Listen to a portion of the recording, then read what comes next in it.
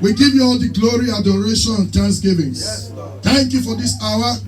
Thank you for the privilege you granted to us to come into your bosom. Father, reach out to every soul, reach out to everyone here today, and those that will be participating in this program wherever they are. Father, let your presence come upon us. Let your word come from heaven. And let it touch every soul. As we come into your bosom, Father, we reject everything that is not of Christ. In the spirit of physical realm, Father, we reject them from our lives, from our homes, from this place. Let your fire burn them to ashes. We receive the liberty that is in Christ Jesus. Let it touch every life. In Jesus' name. Amen. Praise God. Hallelujah. Brothers and sisters, we'll bear with ourselves. Our voice are not really, cough and others. Bless God. Amen. I thank God that we are all in good shape. We are well and healthy. Thank God for keeping us and our families. I will continue to exercise directives. Put on your mask. Just cover. Yeah. We are all healed in Jesus' name. Amen. Thank God for this wonderful sunny day and for everyone in church today. You all look so good and look beautiful. For our brethren tuning in, we pray that the beauty of the Lord will come upon you. Amen. Even as it is upon us here. Amen. As God leads us, we'll be talking on Christianity. This wonderful faith that we are in. This wonderful call that every one of us has been called. It's called Christianity, the walk with God, the walk with God. And we have to know that Christianity is not how you live, is how you live and not what you believe. Christianity is how you live and not what you believe. Christianity is not dogma, it's not philosophy, it's not concepts. It is living. Christianity is not dogma, it's not philosophies or concept. Christianity is living. Christianity is living. If you can quote the scriptures, but you can't live it, you are not a believer. You are not a Christian. The devil can quote the scriptures, but he can never live the life of the scriptures. Christianity is living. Christianity is not what you believe. You can believe that there is God. You can believe Jesus rose again.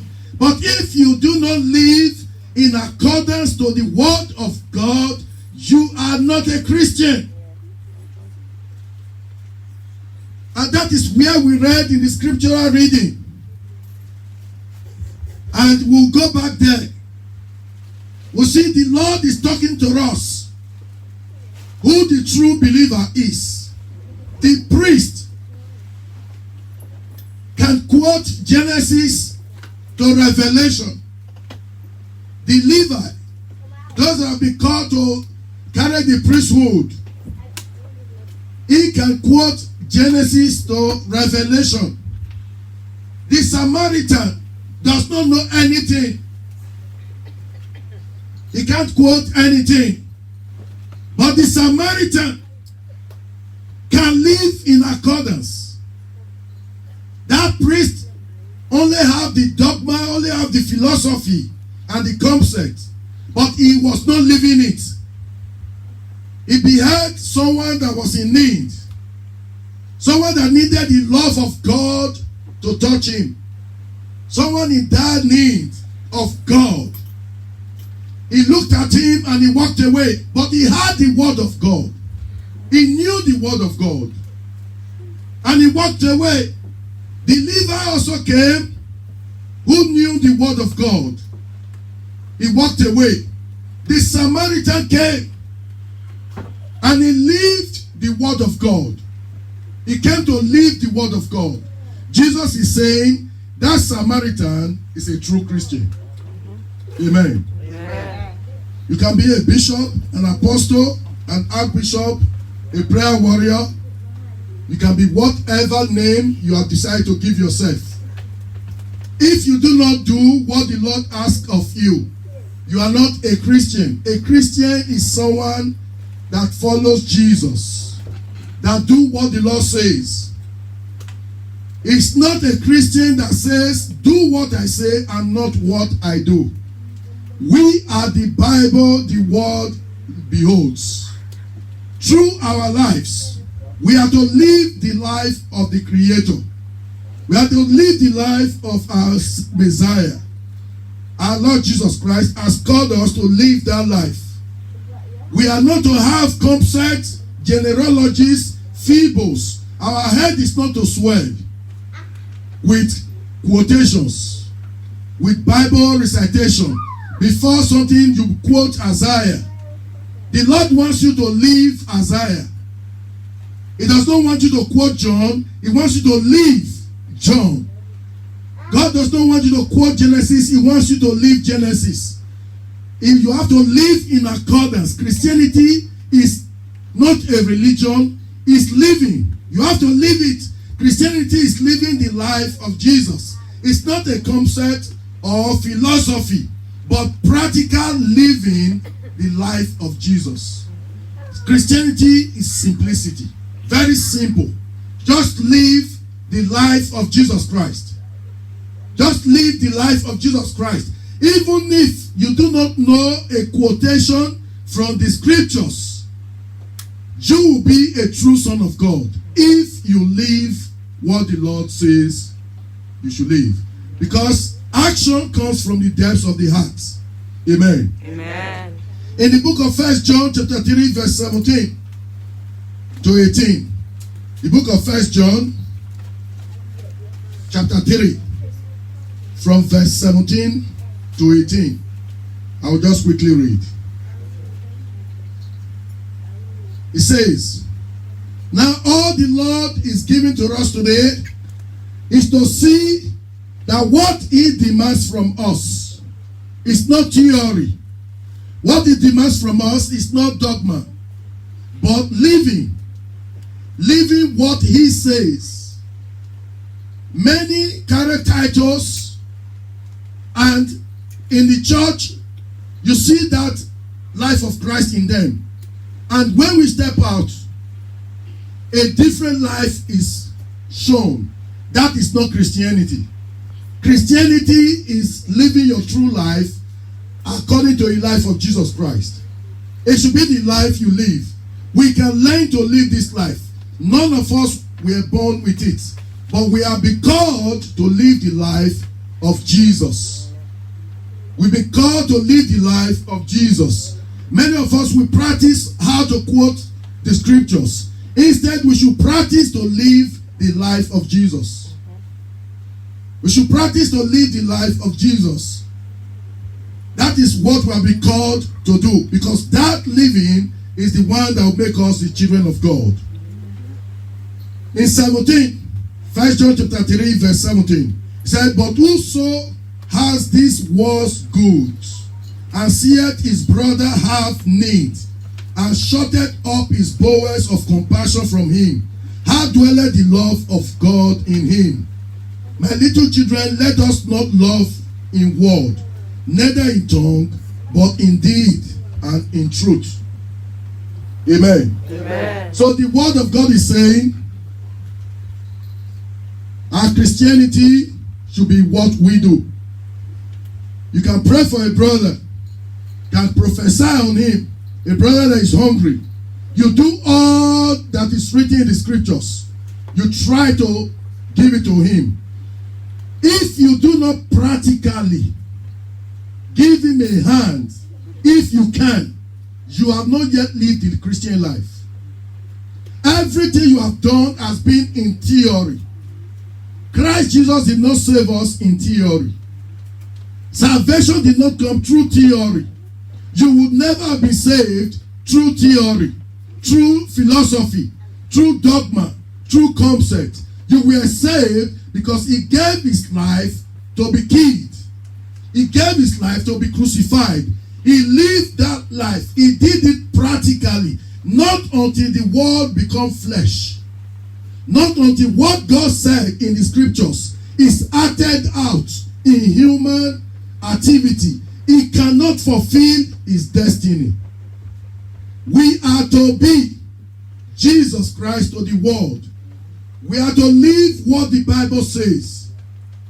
We are not to say it, we are to live it. We are to live our lives in accordance. Living the Christian life is not what your heart feels. The word of God says in the book of 1 John, that same chapter 3, I think verse 20 there, he said, if our heart condemn us, God is greater than our hearts. Well, what I'm taking here is that God is greater than our hearts. If I follow my heart, I might never forgive anyone. But God is greater than my heart. So I have to do what God says and not what my heart says. We are to live this Christian life according to what God says, not according to our own definition. God has not called us to interpret this Christian life in accordance to our tribe, to our race, to our color, or to our gender, or to our class. We are to live this Christian life according to the Son of God. Amen. Amen. We are to live this Christian life in accordance. That Samaritan knew nothing about the word of God. He wasn't a priest, but he lived the Christian life. You can use your mouth to say everything, but not until you do what the Lord says. You have not fulfilled the scriptures. Amen. Amen. So in the book of James, chapter 2, verse 14 to 16. So please help me. The book of James.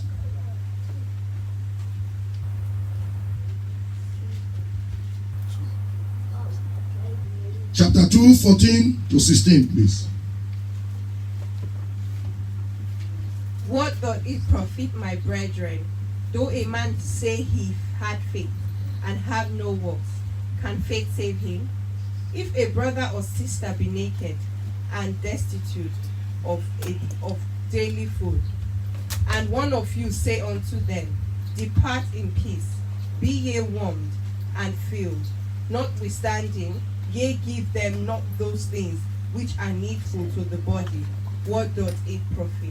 So it comes back again, because right now the world is full of dogmas, is full of philosophy, is full of concept, is full of words. You see, there is so much difference between what is said and what is done.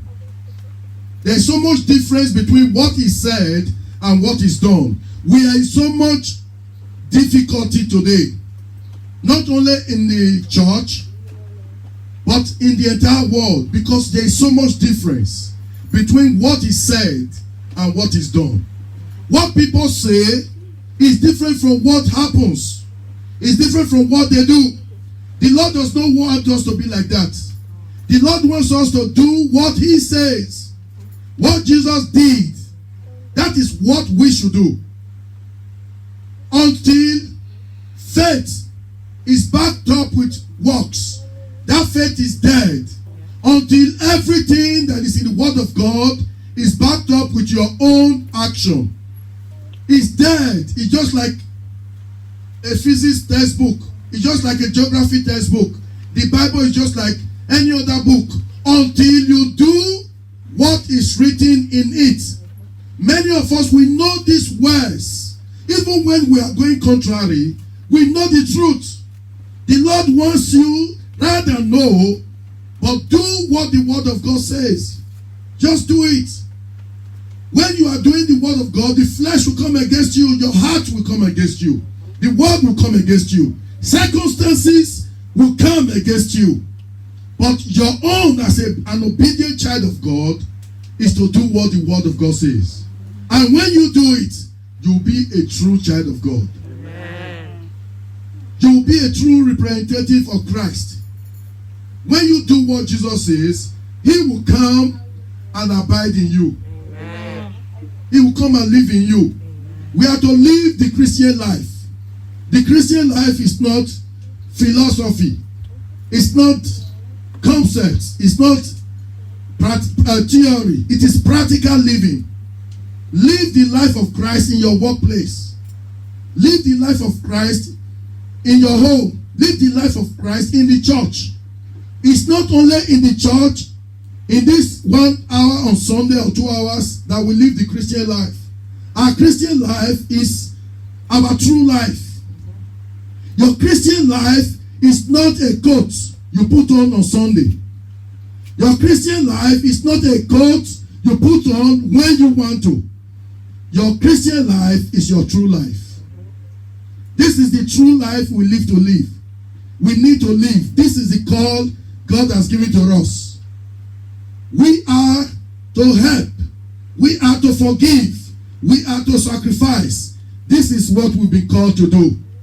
But in all this, there is glory. Amen. Amen. Let's look at the book of 1 John, chapter 4. The book of 1 John, chapter 4, 20 and 21. Let me please. Today we're going to have a short one. Amen. Amen. If a man say, I love God, and hateth his brother, he is a liar. For he that loveth is not his brother. He that loveth not his brother, whom he hath seen, how can he love God whom he hath not seen? And this commandment have we from him, that he who loveth God love his brother also. Amen. Amen. So he's still telling us the same thing, that it is not what you say or what you believe that matters. It is what you do. We will be accounted on the last day on what we do, not what we believe, not what we declare, not what we quote. We will be judged by what we do. Now that I know Genesis to Revelation, you will not be judged by what you know. You will be judged by what you do. It is what you do that counts. It is what you do that counts. If you know little and you work on that little, it will be enough. Rather have knows everything and do nothing. God wants you not to be full of letters, but to be full of living the life of Christ. The little you know, live it out. That is, live it every day. Believe in it, let it become your life. We are to learn not to quote scriptures, but to subject our lives to the life of Jesus Christ. We are to live the life of Jesus Christ. We can decide from today to live the life of Jesus Christ. We are bound to make many errors. But if you are determined, anytime you make an error, you will correct it. You will come back and correct it. For Jesus is looking for those that will live his life. He's not looking for those that knows the scriptures. He's not looking for those that are able to quote Genesis to Revelation. I've seen some unbelievers, you won't believe it, that knows the Bible more than me. I've seen some very, I would say, hard people. I won't call them wicked people. People that will never honor God. People that will never forgive. They know the Bible more than you. When you are trying to tell them some certain things, they will quote the Bible where it is for you. But they will never live in accordance. They will not forgive. Even when they know in the scriptures where the word of God says you should forgive. They will always revenge. Even when they know where it is in the scriptures where the Lord says vengeance is mine. They will always walk contrary to what they know that is in the scriptures.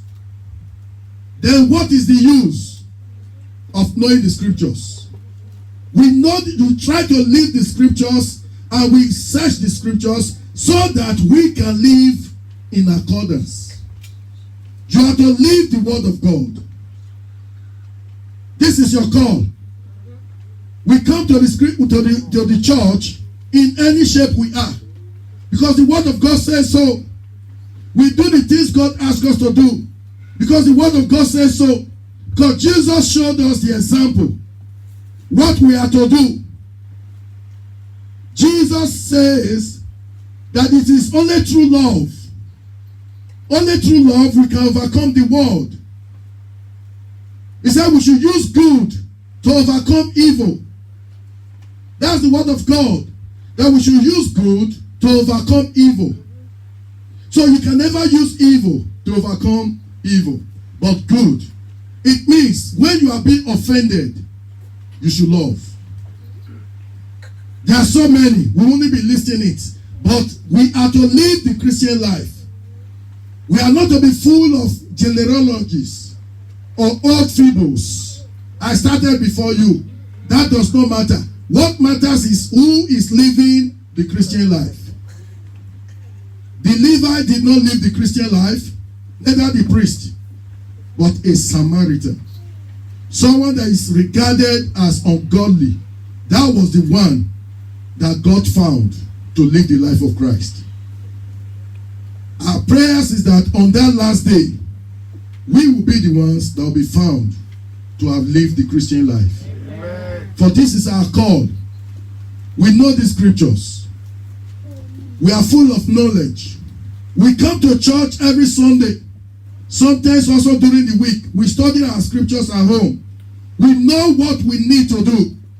We are to overcome every doubt. We are to overcome every manner of pressure in our hearts to obey God.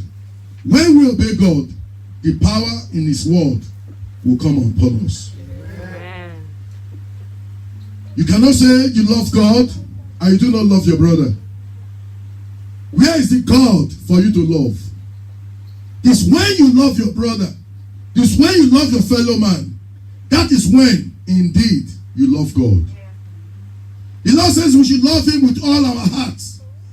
We should love Him with all our soul. We should love Him with all our strength. In where we read in scriptural reading, that young lawyer said, I have fulfilled all that is written in the word of God. And Jesus now said, go sell your goods and give it to the poor. And the man walked away sadly. He had all the theory. He knew all the theory. But he was not able to fulfill one part of it in life. You come and see that he never believed. He who believes will do what the Lord says. So brothers and sisters, I bless God that you are a believer, you are a Christian. Our own is to go out and live the Christian life. And as we do this, the living God will grant us strength. Amen. Will grant us our life desires. Amen. All that we ever wish, they shall come in abundance. Amen. In the name of Jesus. Amen. Living the Christian life is a mighty protection. Nothing the enemy will ever do that will be able to get to you. We pray for protection every day. Rather than be praying, just live the Christian life. A Christian, a true Christian can never be overcome. A true Christian can never fall. A true Christian cannot be overcome. A true child of God that is living according to God's will can never fall. Angels will bear that child up in their hands. And he will never dash his foot against a stone. The word of God is alive. Just live the Christian life, and your life will never be the same again. Amen. Let's stand up. God bless you.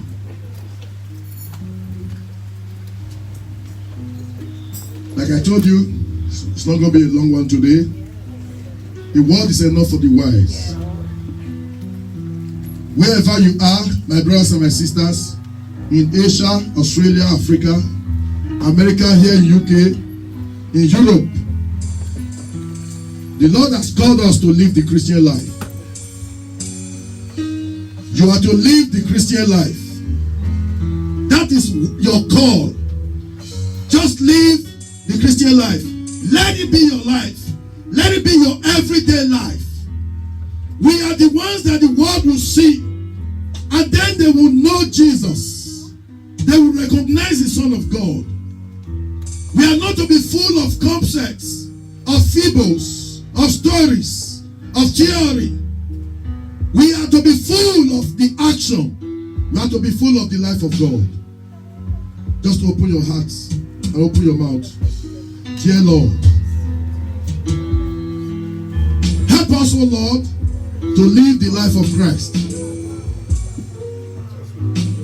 My Father, it's not easy for the flesh wrestles with the spirit. The flesh lusted against the spirit, even as the spirit lusted against the flesh. We are in a straight place. We are in a place of tension. Where, oh Lord, the things we would have loved to do, the flesh fights against us from doing it. The things we are not supposed to do, that is what the flesh encourages us to do. Help us, oh Lord, for my Lord, your word says, we are wretched unless your grace come upon us. Your amazing grace that saved a wretch like us. Lord Jesus, let it come in the name of Jesus. That amazing grace to live the life of Christ, to live the word of God as a true believer. Father, let that grace come upon every one of us. We don't want to live the life of the Levite, neither the life of that priest, but we want to live the life of a good Samaritan, a good believer, a believer that will trust you enough to do your word. As we love you, Lord, help us to love our neighbor.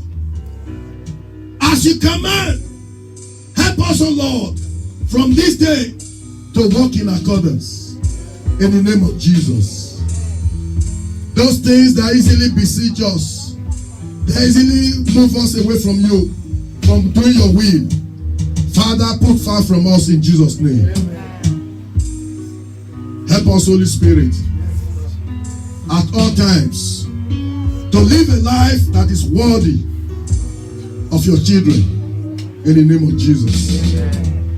The anointing that is in your name, as we live according to your will, Father, let that anointing come upon us. And let every yoke be broken. From our youth, O Lord, till now and forever, we have never seen any man that really live according to your will, that really trust you, that has begged for bread, neither has been overcome by the enemy. Father, we now pray as we trust you every day of our lives and walk in accordance. May we never beg for bread. Amen. May the enemy never be able to overcome us. May evil never be able to overcome good in our lives. Amen. In Jesus' name. Amen. Thank you for your anointing. Thank you, Jesus. Let all yours be broken. Amen. We cover our lives, blood of Jesus. In Jesus' name we pray. Amen. Praise the Lord. Hallelujah. Brothers and sisters, wherever you are, thank God for your life.